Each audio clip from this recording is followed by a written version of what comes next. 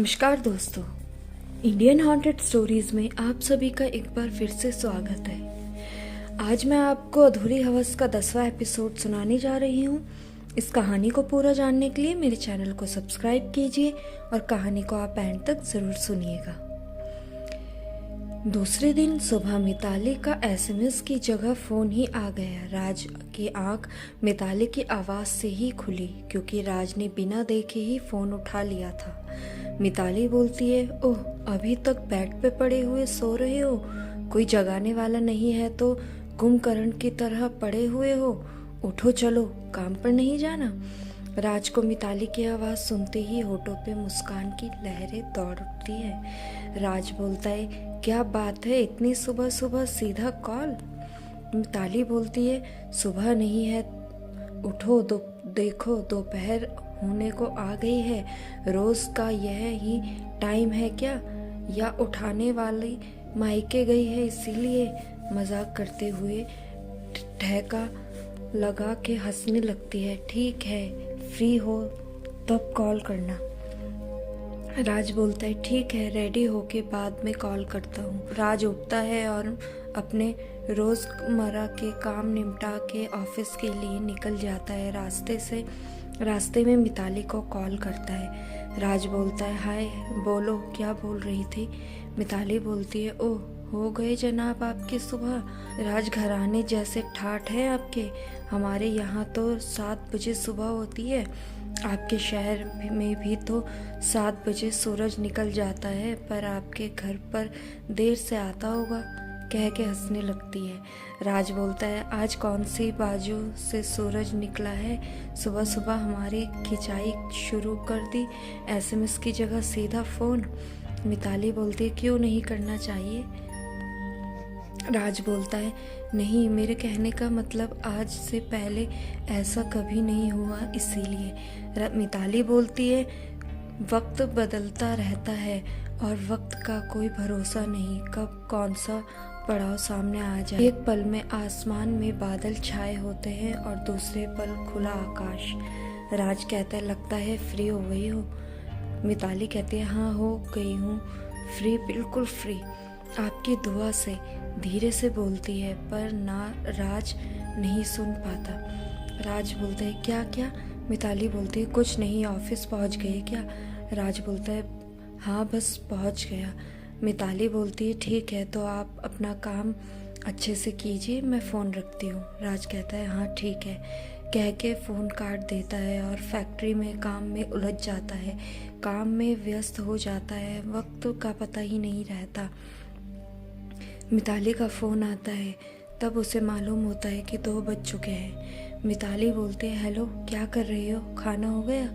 राज बोलता है, नहीं, बाकी है। मिताली बोलती है, अभी खाना भी नहीं खाया? ऐसा क्या काम करते हो जो खाने का भी वक्त नहीं मिला? इतना ज़्यादा कमाने का क्या फ़ायदा? वक्त पे खाना खा लेना चाहिए, काम तो बाद में भी होता रहता है। जाइए, खाना खा लीजिए पहले। राज कहता है, हाँ ठीक है, आज क्या हुआ है तुम्हें? मिताली बोलती है, कुछ भी तो नहीं, चलो खाना खा लीजिए पहले, मेरी बातों का जवाब बाद में भी होगा। दोनों बात खत्म करते हैं और राज अपने घर की ओर निकल जाता है। रास्ते में सोचता रहता है कि ये मिताली को हो क्या गया आज। इतने फ़ोन एसएमएस पर एक तरीके से राज को अच्छा भी लग रहा था, जैसे वो खुद भी वही चाहता हो। थोड़े ही दिनों में दोनों इतने करीब आ गए थे, एक दूसरे को बिना बात किए दिन शुरू होता ना रात खत्म होती। फिर कभी फ़ोन पे बातचीत, कभी एसएमएस से हर वक्त बातें होती रहती थी। एक दिन सुबह में मिताली का फ़ोन आया। मिताली बोलती है, हेलो, आज आपको कोई भी काम हो निपटा लो, आज दोपहर के बाद आप मुझे मिलने आना, कुछ बताना है आपको।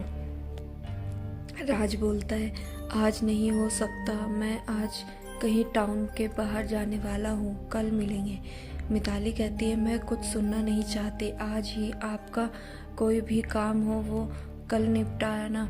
गणेश जी का बड़ा मंदिर है, वहाँ आप आ जाना, मैं ठीक 3 बजे आपका इंतज़ार करूँगी, अगर आए नहीं तो फिर देख लेना।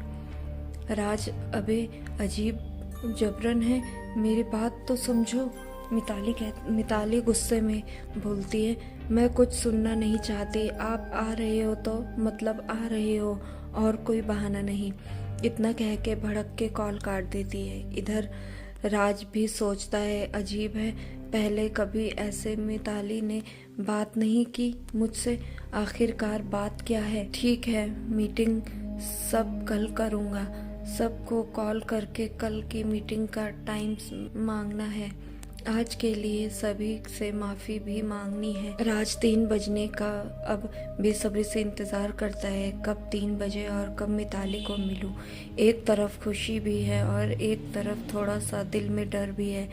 तरह तरह के ख्यालात आते रहे हैं राज को।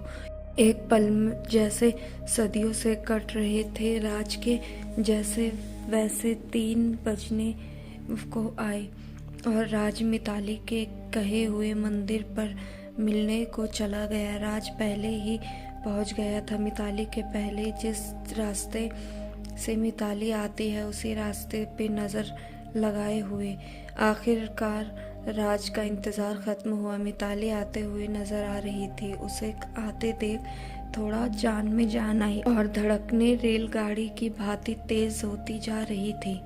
जैसे जैसे मिताली नज़दीक आ रही थी, सामने से मिताली भी राज को ही देखे आ रही थी। रास्ते में क्या हो रहा है वो भूल चुकी थी। उसको तो ऐसा ही लगता था कि उन दोनों के अलावा कोई है ही नहीं, वैसे देखे जा रही थी।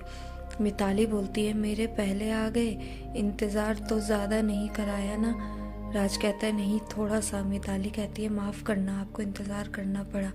वो सजने संवरने में थोड़ा वक्त लग गया, कुछ समझ ही नहीं आ रहा था क्या पहनूं और क्या नहीं, फिर ऐसे ही आ गई। राज बोलता है, बहुत खूबसूरत लग रही हो सादगी में, तुम्हें संवरने की ज़रूरत ही कहाँ है, ऊपर वाले ने सजा के ही भेजा है इस दुनिया में तुम्हें। राज की बातें सुनकर मिताली की चेहरे पे लाली छा जाती है, पलके शर्म के मारे झुक जाती है, मंद मंद मुस्काने लगती है। राज बोलता है, अच्छा बताओ क्या काम था। मिताली बोलती है, वो बात बाद में, चलो पहले मेरे साथ मंदिर में जाके आते हैं। राज बोलता है, मंदिर में। मिताली कहती है, हाँ चलो ना, मेरी इच्छा है आपके साथ जाने की, नहीं आओगे क्या। सोच में डूब जाता है। मिताली राज का हाथ पकड़ लेती है और कहती है, इतना मत सोचो, और हाथ खींचकर राज को मंदिर में लेके चली जाती है। दोनों अच्छे से पूजा करके बाहर आते हैं। सीढ़ियाँ उतरते वक्त दोनों चुप थे। जैसे ही मंदिर के बाहर आते हैं दोनों, मिताली राज के कस के गले लग जाती है और जोर से रोने लगती है। राज को कुछ समझ नहीं आया कि क्या हो रहा है और क्या करूं।